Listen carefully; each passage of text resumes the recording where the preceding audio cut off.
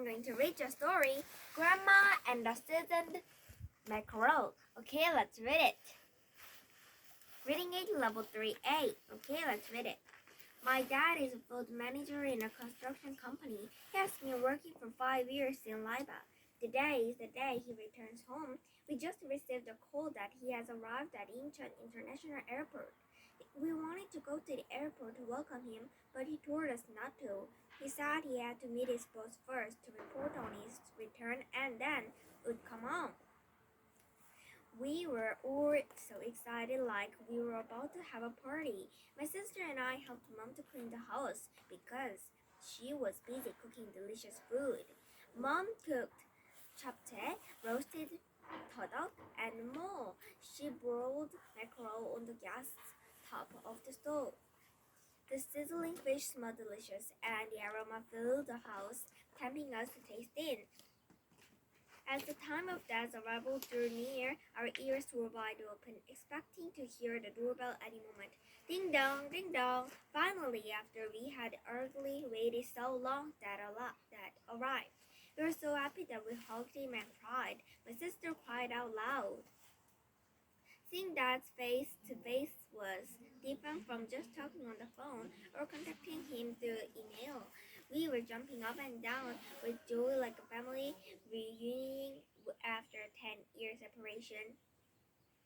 After we managed to calm down a bit, we moved to the table. Usually we go out to eat on a day like this. So Dad had told Mom he wanted to have some her home cooking. So, honey, here's the roasted seasoned mackerel you have mentioned so many times in your emails. As you requested on the phone yesterday, I roasted it until it was very well done. Even the head. I hope you enjoy it, Mom said as she placed the dish in front of Dad. Great. The mackerel's head. I do not know why I have missed it so much. He didn't care about the meat. Dad just picked them out, the most burnt part of the head, and crunched it with great enjoyment. Dad, eating the burnt pieces will give you cancer. Don't worry, if that were true, there would be no one left in this world. No matter that anyone says, there is nothing like the taste of this head of a seasoned mackerel, which my mother used to like. This makes me think of my mother. How about we visit Grandma's grave after the meal? Should I report to her that her youngest son has arrived from the foreign country? Dear, you have extra uncooked fish left, right? Sure I do. Dear, you have extra uncooked fish left, right? Sure I do, but who on earth would taste the roasted fish on a visit to grave? Besides, you must be tired from the long trip. How about going there tomorrow? I'm not tired at all. Seeing the head of the seasoned mackerel reminded of my mother. I don't think I can rest if I don't visit her grave. Since it's now 4 and only 2 o'clock, we have plenty of time. Let's go. How about picking a couple of roasted mackerel, rice, wine, and some fruit? You're unupdated as usual. Are you going to give us orders like you do at work? Mom hastily gave Dad a reproachful glance and started to get ready. My sister and I helped them by taking out a mat, wine cups, and saucers. After packing in a hurry, we got in the car that headed toward New Bamboo, Yongpyeongun,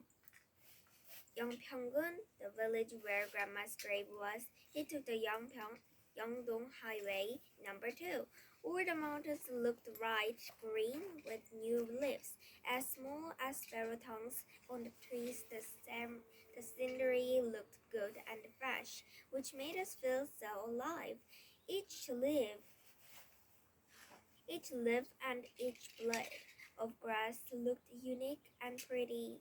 We finally arrived at Yongjango, where our grandma was buried. Mom and Dad put on a little tray and set the food we brought in front of Grandma's grave. Dad bowed 2 times and poured rice wine over the grave. Then he used chopsticks to put a piece of the fish before the grave in a respectful offering. He said, "Mom, your son has returned from the foreign country. Here, I brought the head of a mackerel, which you used to like. Please have it." "No, you don't have to eat only the head. Have some meat too." Then he cried his heart out. Suddenly, Dad acted strangely. Even though he is almost 50 years old, he called his mother Mom like a child. Also, he sobbed as he told her to have some meat too.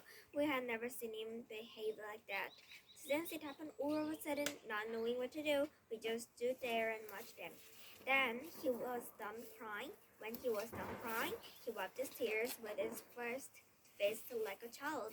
Then he started to speak in a soft voice. "When I was young, my family was very poor. The distance from my home to Yongdo Elementary School was more than 4 kilometers. Every morning, I tied a cloth that wrapped my books around my throat like a marathoner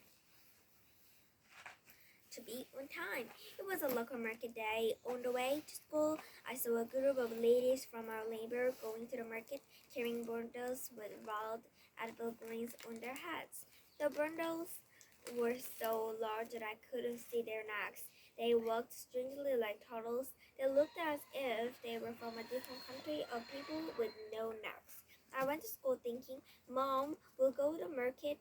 Mom will go to the market to sell the greens she picked in the mountains yesterday." In class, I kept looking out the window. During the lunch break, I was playing a stick game on the ground with my classmates. Then my friend Chetar, who lived in Mocha village, came running toward me shouting, "Hey, Sangyu, your grandma is looking for you." Since I did not have a grandma, I didn't know who Chetar was talking about. Then, what a shock! It was my mother, her head covered with a towel, walking toward me. "Sangyu, you didn't have breakfast, so I brought something for you. Eat it and study hard." She took out a paper bag from the folded cloth. She offered me 2 steamed buns with red beans paste inside. I hit my mother's hand, refusing them, and the buns fell to the ground. I was so ashamed that my friends had found out my mother was bored. Then I charged to Chetar and yelled, "Chetar, what did you say? Did you call my mom grandma?" I was mad and clenched my fist to punch him. I was about to vent my anger. Sorry. Wasn't she your grandma? I didn't know. So sorry." She looked quite old. Chetar looked really embarrassed and did not know what to do. But I got more upset over what she had. After he apologized, she looked quite old, so I punched him hard once. Even though this was very, even though this, even though this was very unfair to Tetra, he did not hit me back, so there was no fight. As I ran, crying back to the classroom, I looked back. My mother surely looked old. In fact, she was similar in age of young man's grandma, who lived next door. It was no surprise that teacher had said that. My mother started at my unexpected behavior, had a sad face while she picked up the bones to the ground. She brushed the dirt and the sand off them and put them back in the bag. Then she went to my classroom to find me, but I wasn't there. I had gone up a nearby mountain to watch and wait until she went away. All afternoon, I couldn't pay attention in class at all. I kept thinking about my friends, saying my mother looked like my grandma. As I was daydreaming, I began to bite off a hangnail on the edge of my thumb. When I came home after school, my mother was there. Normally, she would have been working outside. She greeted me happily as usual. "Silly you! Aren't you starving? So what if they call me your grandma? Oh, since I had you after I was 40, it's no wonder I look like your grandma to them. Does it matter that much? Did I make you embarrassed? My sweet son, you are more precious than a gold nugget. Go ahead, it is." My mother had reheated the steamed buns and set them on the dinner table. "Mom, don't come to school anymore." I had been eating quietly, but I blankly spit out the words. Okay, my sweet dear. How cute you even when you get mad. I bought 2 seasoned mackerel that you like, one for you and one for your father to have later. Do you want yours now? My mother moved the fire pot with a poker and set the grill for the fish. She cut the seasoned mackerel into 3 pieces and laid them on the grill. The skin began to furry by its own oil, releasing a tasty smell in the room. Soon my mouth was watering. I couldn't put pot any longer. At that time, it was a special food that we could eat only a few times a year.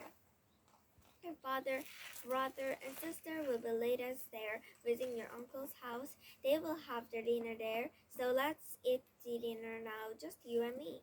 I couldn't dare say no, but only nodded my head, pretending as if I had no choice. The seasoned mackerel was roasted brown, and it smelled so good I started to sail salivate. Do you want me to bone the fish for you? Even before I was anything, she had already used chopstick to put the meat on top of the spoonful of rice in my bowl. Whenever I opened my mouth wide, she also opened her mouth wide and pretended she was eating. That looked so awkward that I pushed her head toward her. I did that because I thought she liked it rather than the meat. Whenever we ate seasoned mackerel, she didn't even taste the meat, but only crunched the head for a long time until it became powder. Mom, you like the head of the fish? You eat too. Sure, I will eat. I do not know why I like the head. Tong you, eat well and grow fast, so I can see you get married before I die. Long after dinner, my brother and sister came back. They noticed the taste of the seasoned mackerel, but I didn't say anything and went to bed.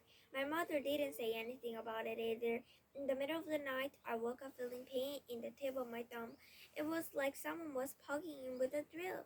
My mother woke up too and lit the kerosene lamp. The tip of my thumb was swollen and red. Oh boy, how terrible. It's infected. Tomorrow we should go to the school and get an excuse to go out to the hospital. It looks like you will need a shot for that.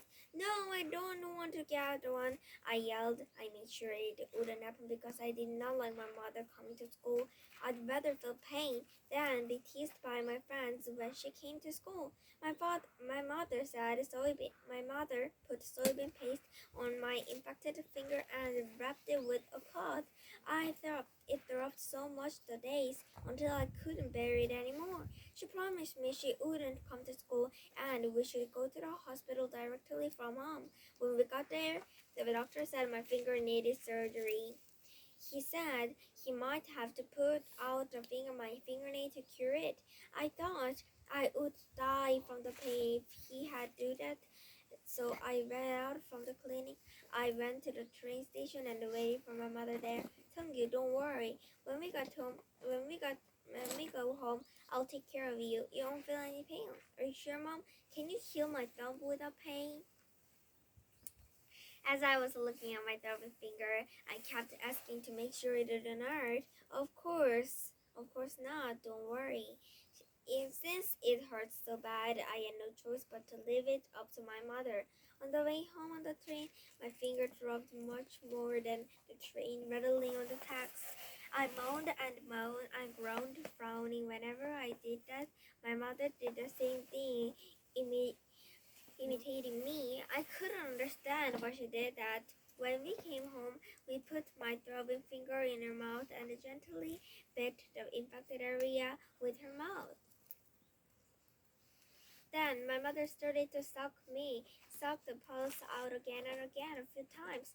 Miraculously, the pain in my finger disappeared. Soon it had healed like nothing had been wrong. But a strange thing happened. Days and days after days, I got better. My mother started to have a lingering illness. Eventually, she became burdened and couldn't even cook our meals. She must have swallowed germs while she was sucking out the pus in my finger. Whenever I saw her lying on the floor, I felt like a big rock was pressing on my chest. Later on, I couldn't even look in my mother's eyes. Even though she got better days later, I can still feel the same pressure in my heart to this day. I feel like I am mean. I am a mean youngest son. After Dad finished talking, he shed more tears, not concerned that we were there. To think back now that I am nearly 50 years old, it was not that my mother liked the head of the mackerel. She was only pretending to enjoy it so that I could have all the meat for myself.